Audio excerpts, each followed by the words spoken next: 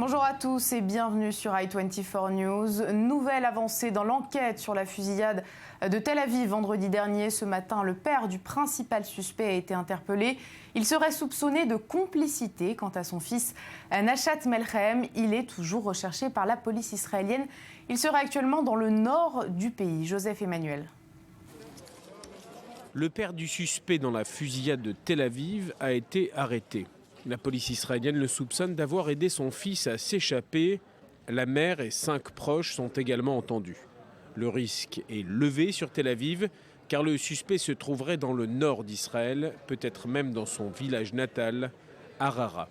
Vendredi 1er janvier à 14h30, Nashat Melchem tire au pistolet mitrailleur en direction d'une terrasse de café. 2 Israéliens sont tués. Melchem disparaît ensuite littéralement de la scène du crime. Et quelques heures après la fusillade, le corps d'un chauffeur de taxi est retrouvé dans le nord de Tel Aviv. La police soupçonne Melchem d'être l'auteur du meurtre. Il aurait ensuite rejoint le nord d'Israël par bus.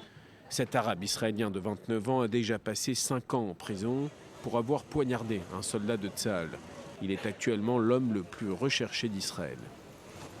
Alors comment interpréter cette interpellation du père du suspect? Où en est la police dans ses recherches?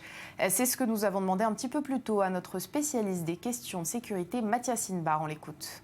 C'est surtout que l'enquête bat son plein, surtout le fait que le chef de la police qui s'est exprimé ce matin avait des choses à dire et pour l'instant il distille les informations parce que cette information vient nous apprendre que 2 solutions.